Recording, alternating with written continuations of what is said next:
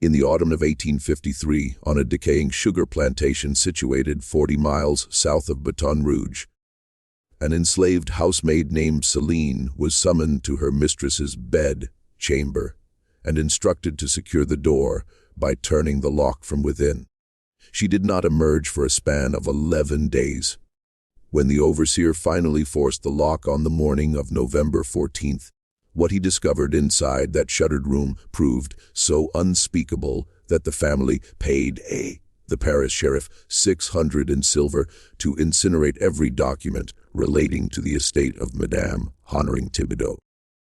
But 3 pages survived. They had been folded into the lining of a slave's apron and carried beyond the back gate of Bellefontaine before dawn. I have dedicated 4 years to tracing where those pages eventually went, and what they contain fundamentally rewrites everything we thought we understood about the transfer of wealth in the final years of the old French plantation system in Louisiana. Before we proceed further into the story of Bellefontaine and the events inside Madame Tibido's bedchamber, please take a moment to subscribe to this channel. Activate the notification bell so you don't miss our next investigation, and share in the comments which state or city you are listening from right now. I want to know how far this story is reaching tonight. Now allow me to take you back to a river parish where the Spanish moss hung so heavily from the live oaks that it muffled every sound, where the sugar boilers operated day and night from October through January, and where a single family, the Tibidos, had cultivated the same 720 arpents of bottomland since 1741. Bellefontaine was not the largest plantation in the parish, but it was the oldest. The main house had been erected in the French colonial style, raised on brick piers to protect against Mississippi floods. Its wraparound gallery was shaded by 6 enormous oaks that the founder, Armand Tibido, had planted more than a century before our narrative begins. The walls were constructed of cypress, and the floors were made of heart pine, so dark they appeared almost black. By the time Madame Honorin Tibido took to her bed in the spring of 1853, the house had endured beyond 3 generations of the family that had built it. She was the last of them. Her husband Leopold had died 15 years prior of yellow fever. Her 3 sons each passed young, 2 in infancy, and the third, her beloved Pascal, at the age of 19 in a duel over a gambling debt in New Orleans. She had 1 surviving child, a daughter named Odette, who had married a merchant from St. Louis and had not returned to Bellefontaine in more than a decade. Honorine was 73 years old in the autumn of 53. She weighed less than 90 lb. Her left side had gone slack after what the parish doctor described as a small stroke the previous winter, and she could no longer walk unaided. Yet her mind, as the house servant said, was sharper than ever, and her cruelty, which had always been formidable, had narrowed to a single obsessive point. She refused to allow Odette to inherit Bellefontaine. The household at Bellefontaine in the autumn of 53 consisted of the following: Madame Honorin herself, confined to the large corner bedchamber on the 2nd floor that overlooked the back gardens. Her nephew Arne Pontalba, 34 years old, unmarried, who had arrived from New Orleans 3 years earlier, ostensibly to help manage the estate, and who had not departed.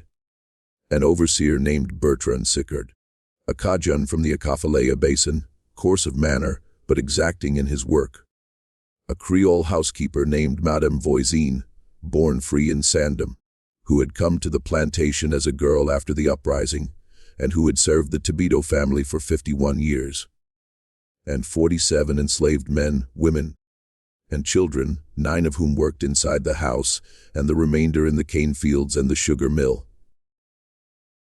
Among the 9 house slaves, one name will concern us above all others: Seline. She was 26 years old, born on Bellefontaine.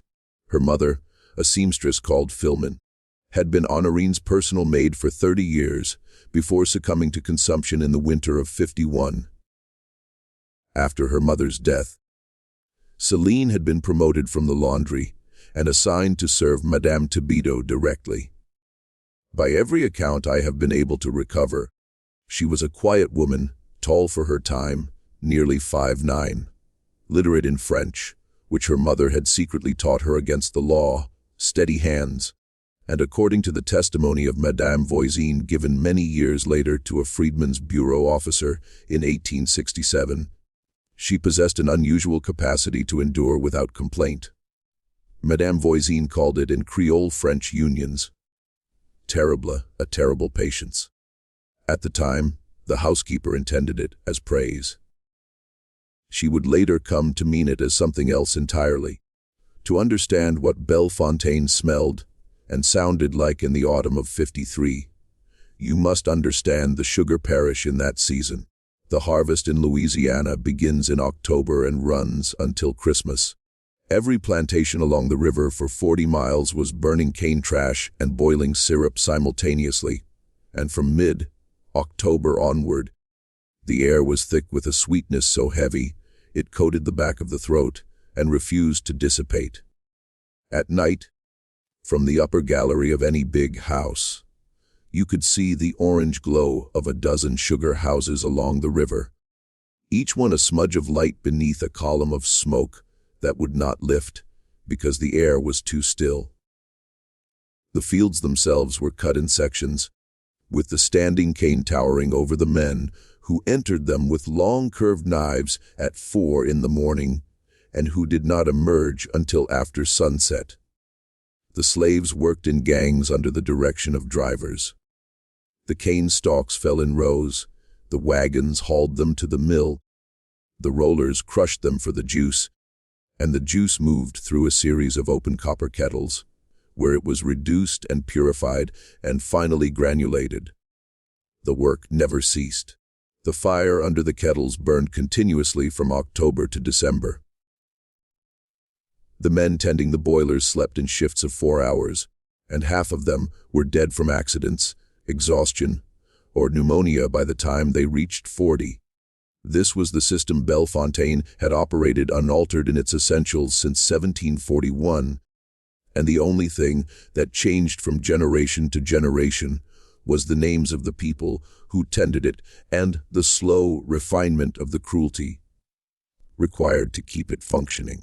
By 1853, the plantation was producing roughly 400 hogsheads of sugar a year, at prices fluctuating between 5 and 9 cents a pound on the New Orleans market. In a good year, it generated an income of perhaps 30,000.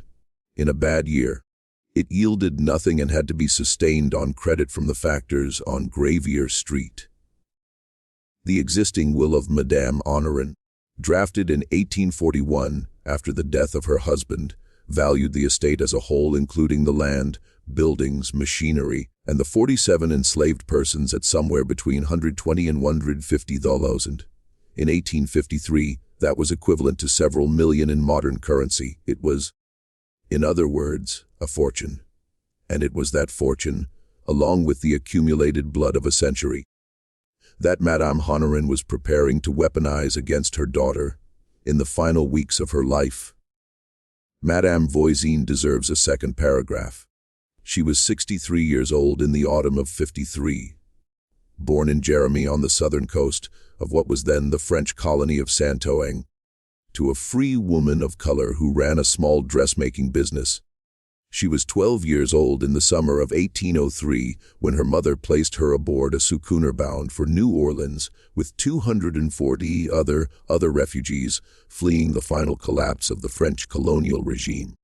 She had arrived in Louisiana with nothing.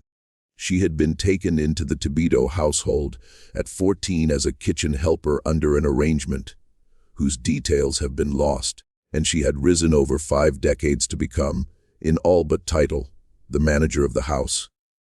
She had seen Leopold Tibido die.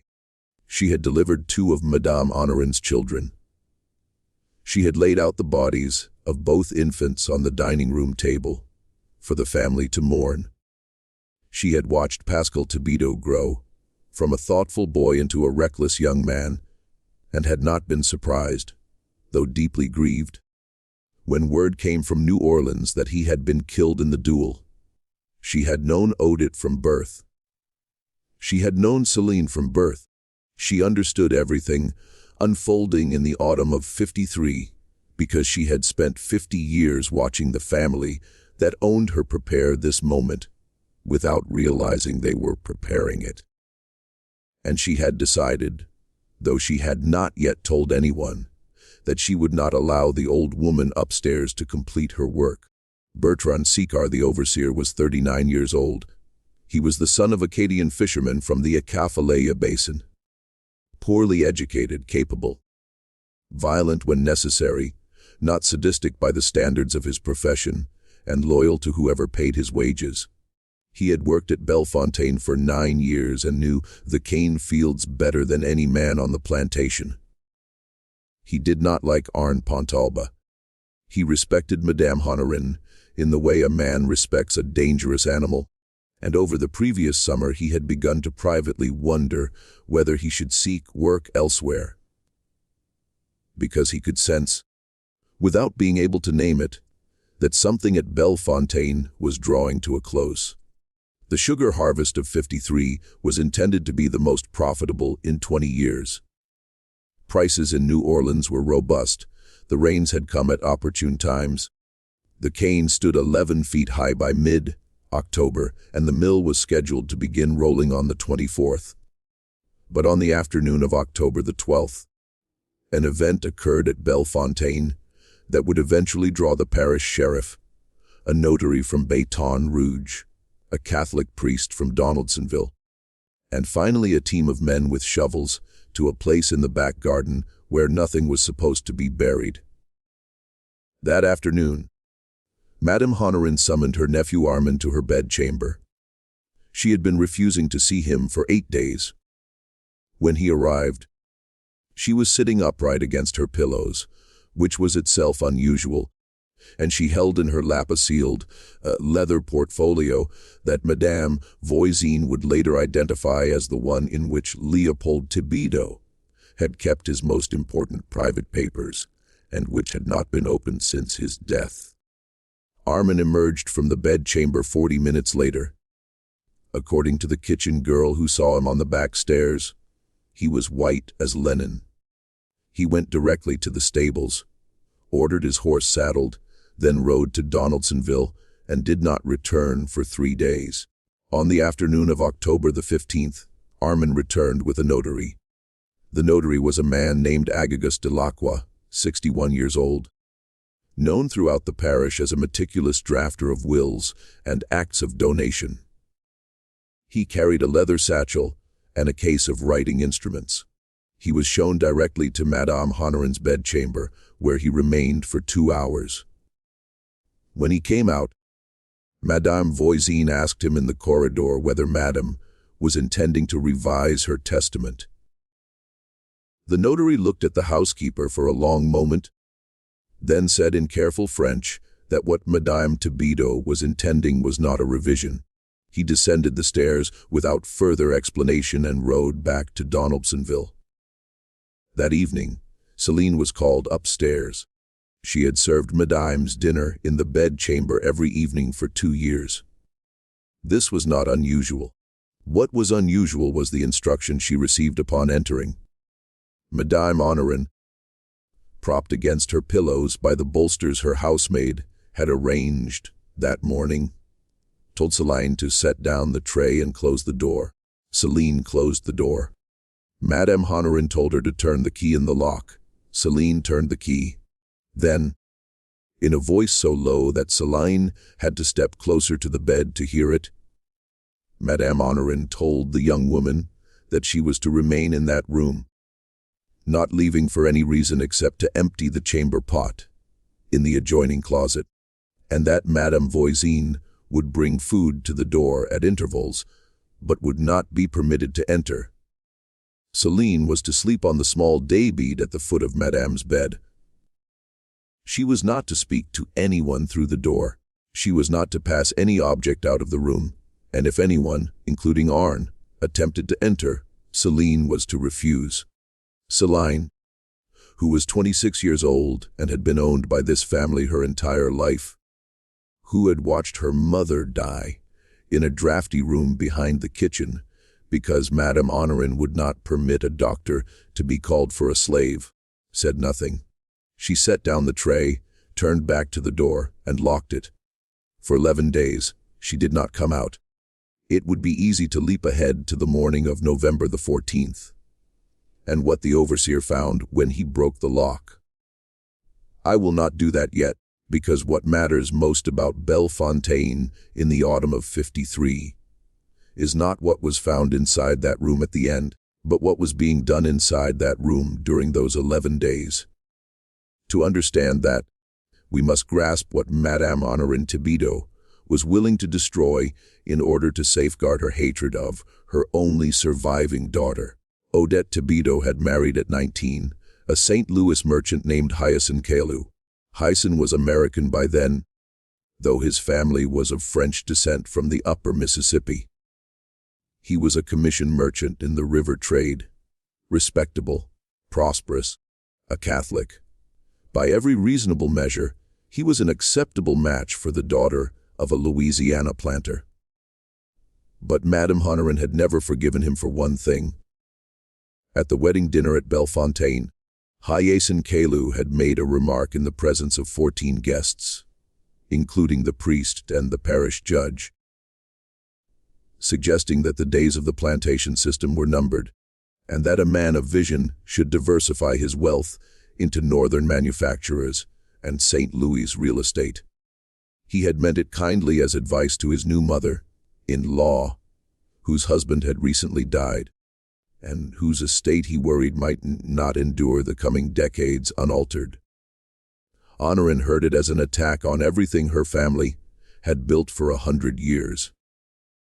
She heard it as a prediction of her defeat, and from that night forward she began planning how Odette and Hyacin Caillou would never inherit one arpent of Bellefontaine. Under Louisiana law, this was not easy. Louisiana alone among the states retained the Napoleonic Code, and with it the doctrine of forced heirship. A parent could not simply disinherit a child. A portion of the estate, called the leadum, was reserved to children by operation of law, and no will or act of donation could override it. If Odette was Madame Honorin's only surviving child, she was entitled by law to 3/4 of the succession.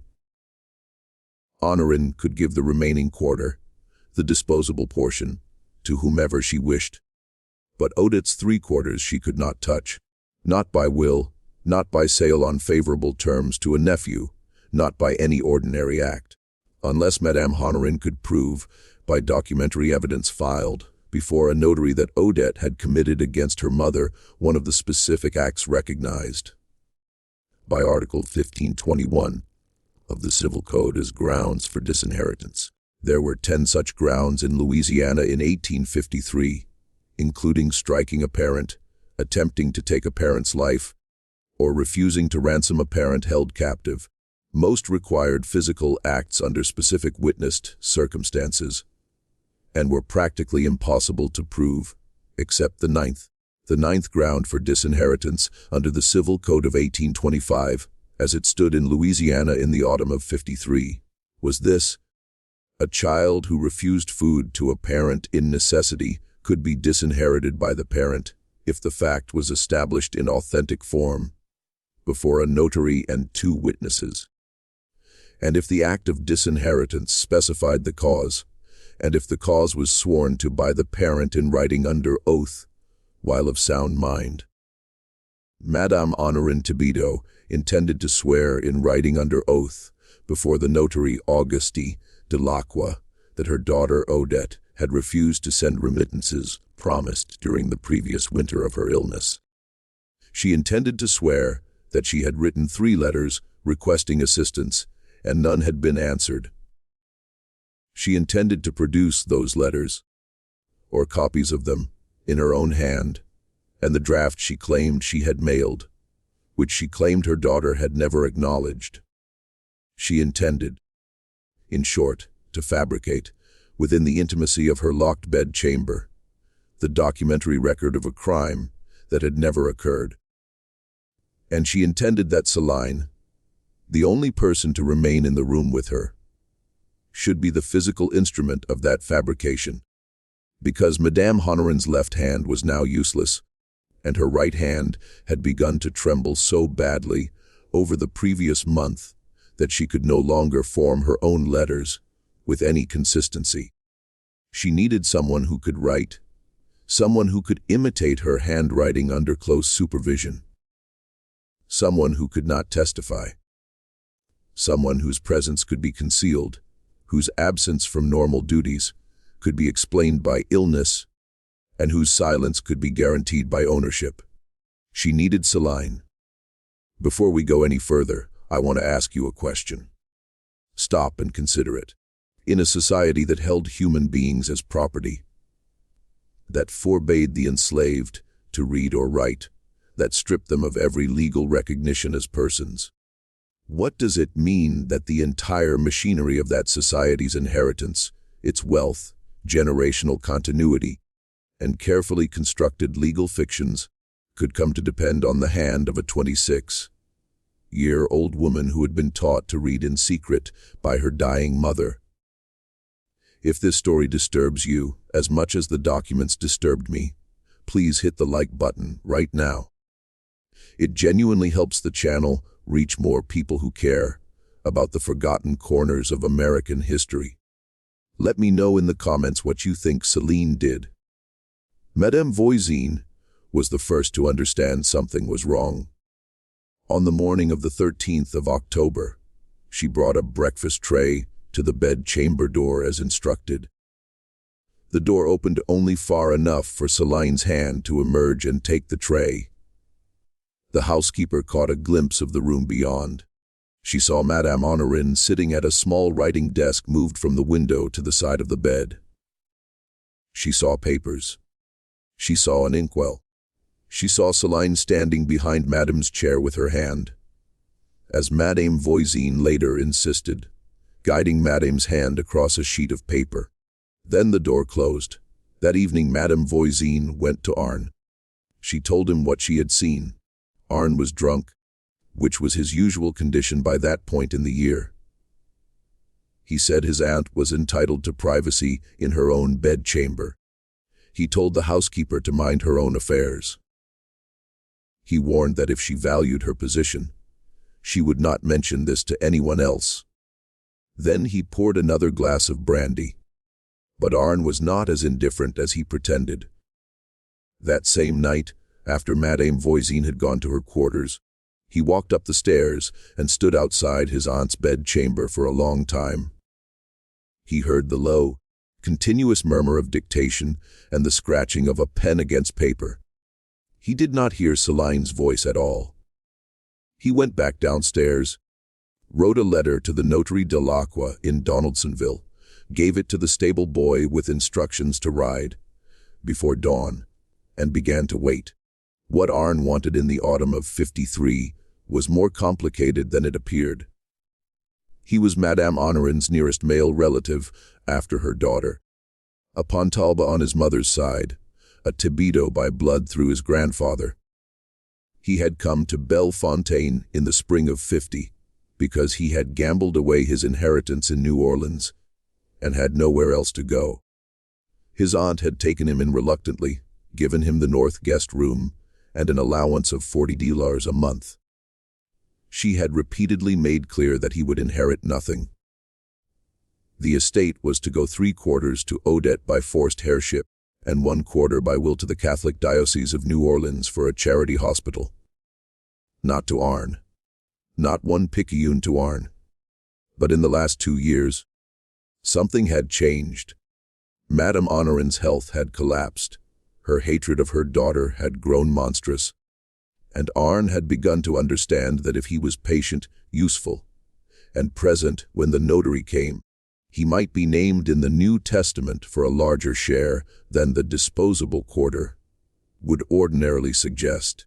He had in fact believed, until October the 12th, that this was happening, that his aunt was making him her residuary legatee, using her disposable portion to give him everything legally possible, and he would manage the remaining 3/4 on Odette's behalf as executor for years, perhaps decades. But what he had heard in his aunt's bedchamber on October the 12th was something else entirely. His aunt told him she intended to disinherit Odette altogether by sworn affidavit under Article 1521. She told him she would leave the entire estate, every arpent, every slave, every stick of furniture, by New Testament to 2 parties jointly, himself, Arn Pontalba, to receive 1/2, and the Diocese of New Orleans to receive the other half in trust for a foundation in the name of her dead son Pascal. Half of Bellefontaine, half of 720 arpents of sugar land, half of 47 slaves, half of the house itself, the oldest French colonial house in the parish, with its cypress walls and heart pine floors and 6 enormous oaks. It was more than Arn had ever dreamed. He had walked out of that bedchamber on October the 12th white as linen, not because he was horrified, but because he understood at last that he had become necessary to his aunt's revenge, and that revenge would make him rich. And because some part of him, the part that remembered being a boy, held by his aunt on the gallery at Bellefontaine on a summer evening 30 years before, recoiled at what he was about to help do to his only cousin. He recoiled. And then he rode to Donaldsonville and brought back the notary. The notary Auguste Dequa deserves a paragraph of his own. He was not a bad man. By the standards of his time and profession, he was a conscientious one. He had drafted testaments for 40 years in the river parishes and seen every variety of family cruelty that wealth can breed. He knew when he arrived at Bellefontaine on October the 15th what Madame Honorin was proposing. He had received her preliminary letter the week before. He had read Article 1521 3 times on the ride to the plantation and made a private decision before dismounting in the oak alley. He would take Madame's declarations, record them, and accept the evidence she presented. But he would not certify the act of disinheritance until he had personally written to Odette Caillou in Stain, Louis, and given her the opportunity to respond. This was not required by law, under the code. The parent's sworn statement before the notary and 2 witnesses was sufficient. But Delacroix had his own conscience, and he had filed away in his office 3 letters from Odette Caillou, written over the previous 18 months, to the parish priest of Donaldsonville, inquiring after her mother's health and enclosing remittances in cash for her mother's care, since the mother had refused to correspond directly. Delacroix knew, in other words, that Madame Honorin's claim was false. He did not yet know how he would act on that knowledge, but he had decided, riding through the oak alley on the 15th of October, that he would not act against it either. He spent 2 hours in the bedchamber, taking down in his precise notary script the sworn declarations Madame Honorin dictated. He noted in his private journal that Madame's declarations were supported by what she called copies of her letters and letters allegedly sent by her daughter, and that these documents, he observed with interest, all appeared to be written in the same hand, namely Madame Honorin's own. He noted that the copies of Odette's alleged letters contained Louisiana French idioms. Odette, having lived in Steen, Louis for a decade and written her mother in English for years, would have been unlikely to use. He noted that Madame Honorin's voice, though weak, was entirely lucid, and she appeared of sound mind within the legal meaning of the term.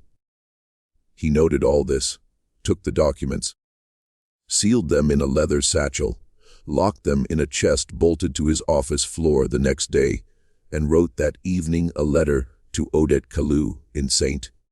Louis, telling her nothing specific, but requesting she come immediately to Louisiana on a matter concerning her mother's estate. That letter would not reach St. Louis until November the 2nd. Odette would not leave St. Louis until November the 5th. She would not arrive at Bellefontaine until November the 18th. By then, everything would be over. Inside the locked bedchamber, through the last days of October and the first 2 weeks of November, Seline was doing what she had been told. Something almost no one in the house understood, because almost no one could have done it. She was forging her mistress's correspondence under Madame Honorin's direction. Sitting at the small writing desk beside the bed, Seline produced one after another of the letters that would constitute evidence of Odette's alleged refusal of support. There were 3 categories. First, copies of letters Madame Honorin claimed to have written to Odette during the previous winter begging for remittances. These Seline produced in imitation of her mistress's own hand, studied by watching Madame write for 2 years. Second, letters from Odette to Madame replying with refusals or silence. These were harder. Seline had never seen Odette's hand.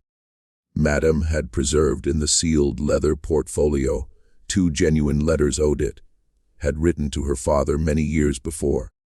Seline had these in front of her. She studied them, practiced on scraps, and then produced in Odette's hand, as best she could imitate it, replies that were curt, dismissive, and cruel. Third, and most audacious, an affidavit in Odette's own hand and over Odette's forged signature. Allegedly written to a St. Louis notary acknowledging she had received her mother's requests and decided not to respond. This document was intended to be discovered much later among Odette's papers and produced against her in any legal challenge. It was the masterpiece of the forgery. It also reveals what kind of woman Madame Honorin Tibido had become at the end of her life. Seline wrote these documents by candlelight, by oil lamp, by the gray morning light through the shuttered windows. She wrote slowly, checking each letter against genuine samples, rewriting pages when her hand slipped or her imitation wavered. Madame Honorin watched, correcting, insisting on period, appropriate language, aging paper with diluted coffee, and mixing ink with just enough iron gall to look old. When Seline finished a document, Madame would take it in her trembling right hand, hold it close, and read it. Sometimes she nodded, and Seline set it aside.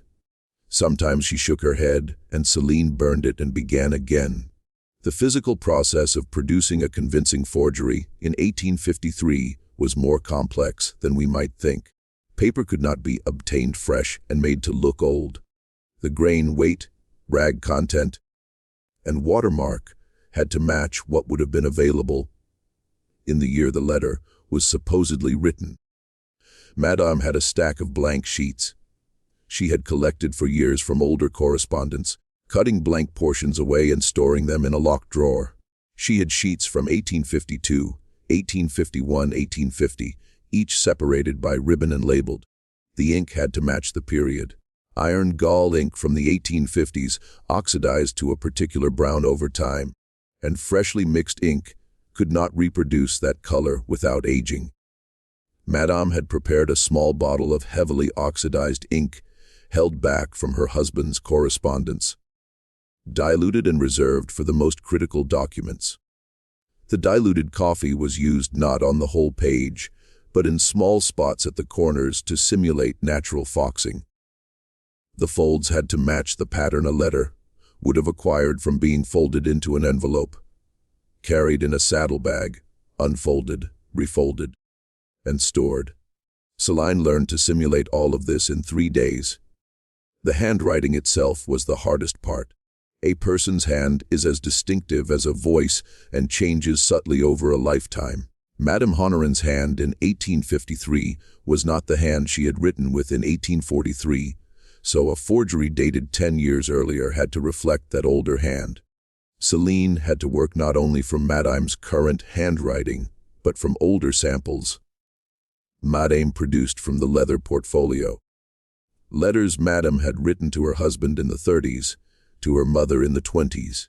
Seline had to learn 3 different versions of her mistress's hand and produce each consistently.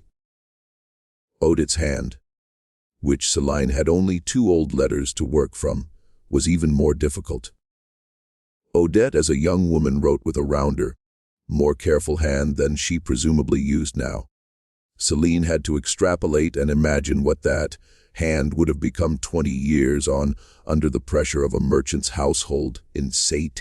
Louis. Madame Honorin, watching, understood after the first day she had chosen correctly. Seline's hand was better than hers had ever been. Seline's eye was more precise. Seline's patience was greater than Madame's own would have been at any point in her life. There were moments in the gray light of the early afternoon when Madame watched the young woman bent over the writing desk, her dark hair catching the light from the oil lamp, her fingers moving the pen in small, deliberate arcs, and felt something she had not felt since Pascal died. It was a kind of astonishment that this person, property by law, was producing a technical accomplishment Madame herself could not have produced, that a notary would be unable to detect, that would stand in court and strip a Tibido daughter of her birthright. It was astonishment, gratitude, and a particular hatred that comes from understanding that the hand one depends on is the hand one has tried to keep from existing. For the first 3 days, Seline worked in silence. Madame spoke only to instruct. Seline answered only in monosyllables. They ate separately. Madame from the tray Madame Voisin brought, Seline from whatever was left. They did not speak of what they were doing or why. But on the 4th day, something began to shift. Madame Honorin began to talk, not to instruct or dictate, but to speak about her life, her sons, Pascal, who died at 19. The way he laughed, the green color of his eyes, her husband Leopold, whom she had loved and not loved, his gambling that nearly ruined them, her mother and grandmother, the founding of Bellefontaine by her grandfather Armand, who cleared the first 100 arpents with his own hands and the hands of 11 Senegambian men, bought at the Chartres street market. She spoke of Odette, how as a child she had been afraid of storms, how Honorin had sat with her through those storms, how she had believed she loved her daughter more than anyone, how that love had curdled into something she could not name, how she hated her daughter now, how her hatred was the only thing keeping her alive, how she knew it was evil, and she would die with it, taking everything she had and throwing it into the mouth of that hatred. Seline listened and kept writing. Sometimes Madame would fall silent, and Seline worked alone to the sound of the pen. Sometimes Madame would weep, and Seline would put down the pen, bring her water in the small silver cup, or take her trembling hand in the middle of the night and hold it until she slept. The room took on a particular quality during those 11 days. The shutters closed by day because Madame could no longer tolerate bright light. The windows cracked at night to release the heat of the oil lamps and the closeness of 2 bodies. The air smelled of ink, coffee used to age paper, camphor for Madame's rheumatism, and the sour, sweet smell of illness. There was a large carved armoire against the wall, its doors closed, which Madame said nothing about and Seline did not open. There was a small oratory with a crucifix and porcelain virgin, before which Madame did not pray, itself a statement. There was the writing desk covered with papers in 3 piles, completed forgeries, rejected drafts awaiting burning, and blank sheets. There was the enormous mahogany bed carved with grapes and vines, where Madame had been born 73 years earlier, and would die 11 days hence. There was the daybed at the foot where Seline slept. There was the porcelain basin where Seline washed in cold water once a day. And outside, the rest of the world, unknowing, kept from asking by Madame Voisin's management. On the 5th day, Madame asked Seline to read aloud. Her eyes had grown too weak for sustained reading, and she wanted to hear a book of sermons by a 17th-century French bishop kept on her bedside table for 40 years. Seline, who had never been permitted to acknowledge her literacy, hesitated. "We are past pretending," Madame said without looking up. So Seline read in careful French, her pronunciation formal, her voice lower than the housekeeper had ever heard. Madame listened with eyes closed. When Seline finished a passage, Madame sometimes commented or corrected an archaic word. For an hour each afternoon, they did this. A woman who had owned another for her entire life, listening to her read Catholic sermons about mercy in the gray light of a shuttered room, where they jointly manufactured evidence of a crime against a woman neither had seen in a decade. On the 6th day, Madame asked Seline whether her mother Philomene had been happy. Seline considered the question and said she did not know. She said her mother had loved her, taught her to read in a corner of the kitchen on Sunday afternoons, when the family was at Mass, using a stick to trace letters in the dusted surface of the worktable, so no written evidence would survive. Her mother had told her learning was the one thing that could not be taken away. She had been proud of Seline. Seline did not say whether she herself had been happy. Madame did not ask. On the 7th day, Madame asked Seline what she wanted, not as an instruction, but as a question. What did Seline personally want from life if she could have anything? Seline did not answer for a long time. Then she said in a voice so quiet Madame had to lean forward to hear it, that she wanted to live somewhere no one could knock on a door and take her away. That was all.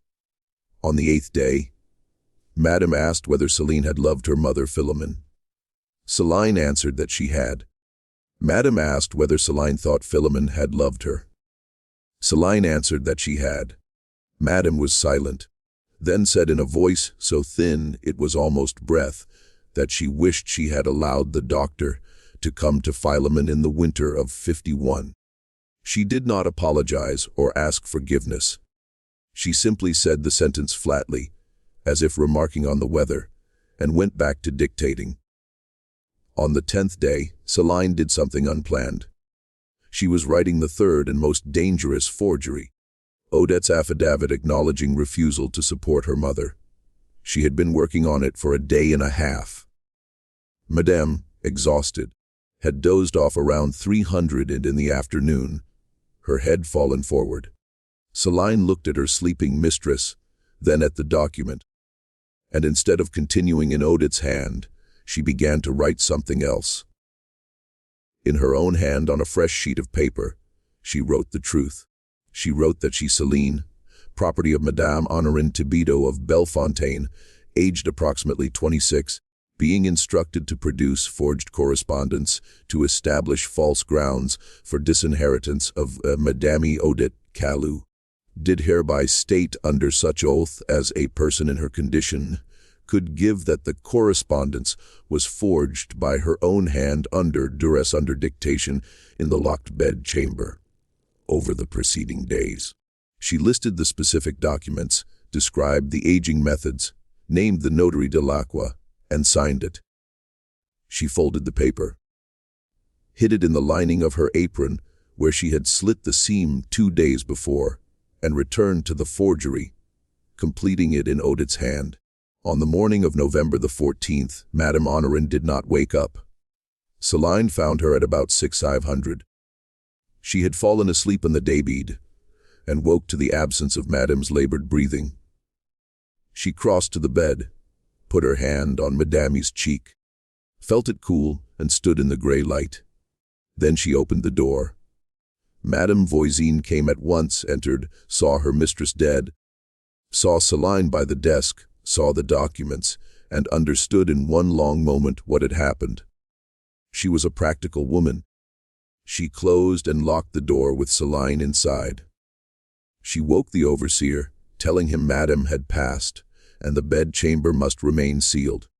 She sent the stable boy not to Arne or the notary, but to the parish priest with instruction to come and witness. When the priest arrived at 8, Madame Voisin took him upstairs, unlocked the door, and with the priest and Seline alone in the presence of the dead woman, Father Etienne Rouy, 44, Breton by origin, heard from Seline's own lips what had happened. Seline produced her statement from the apron lining and gave it to him. She said she wanted the truth to exist outside, where her mistress could no longer reach it. The priest read it twice, then did something that saved Seline's life, though it cost him his position within the year. He took the statement, folded it, placed it in his cassock, and said in French, "We will say Madame was alone." They went back downstairs, met the overseer and Arn, and told them Madame had died alone, having dismissed her maid the evening before. Seline was sent to the laundry. The documents were gathered by Arn, who knew what they were, and said nothing about the ink still less than 3 days dry. Arn had also understood that if those documents reached the notary and Odette were disinherited, a vast legal dispute would open, with the diocese and Odette fighting in courts, handwriting experts examining, the case lasting a decade, consuming any share he might gain. But if Madame died without executing the New Testament, the Old will stood, giving the disposable quarter to the diocese and the forced 3 quarters to Odette. Arn would inherit nothing, but under Louisiana law, if Odette died childless, he would be next in line, and Odette was 41, sickly and childless. Arn burned the documents that evening, all but the one already taken by Father Rui.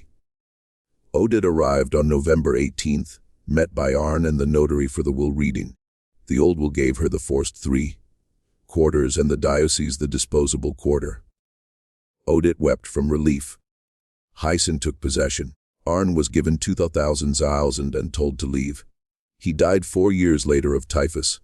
Odette lived another 11 years, never having children, dying of breast cancer in 1864. Bellefontaine passed to Hyson, who sold it in 1869. The house burned in 1902. The foundations remain.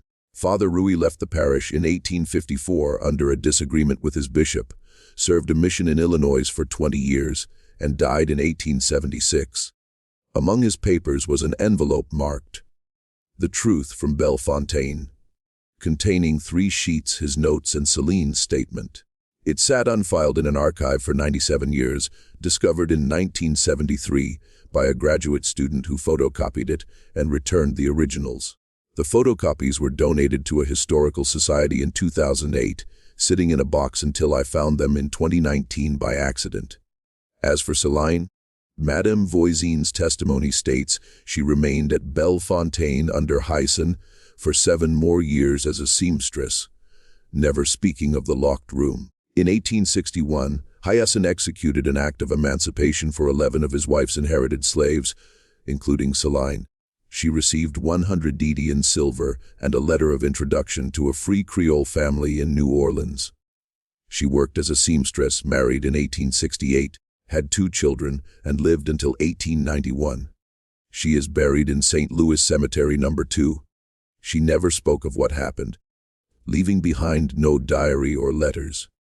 The only document in her voice is the one she wrote on the 10th day, preserved by chance and conscience. The horror of Bellefontaine is not that a cruel old woman tried to disinherit her daughter. The horror is the machinery. The idea that the entire weight of 113 years of accumulated wealth could rest on whether a 26-year-old woman considered a thing, not a person, would use her trained hand to produce a lie or the truth. Madame Honorin chose Seline because a thing cannot testify, making the perfect instrument of fraud. She was wrong, not because the law changed, but because Seline, whose mother's name was Philemon and grandmother's name, we do not know, had learned in secret generations, deep that the hand can testify even when the voice cannot. That paper outlives everything, and that there are ways of speaking that do not require permission. She was a person living, and she knew it all 11 days while her mistress dictated the fiction that she was not. Seline's statement exists. I have seen it. It ends with her signature, louder than every forged letter her mistress made her write. What do you think of this story? Do you believe all corners have been revealed, or are pieces still buried in archives? Leave your thoughts below. If this story has stayed with you, subscribe, ring the bell, and share it with someone who loves dark American history. I will see you in the next investigation. Until then, keep listening for voices the record was not designed to preserve. They are there. You only have to know how to find them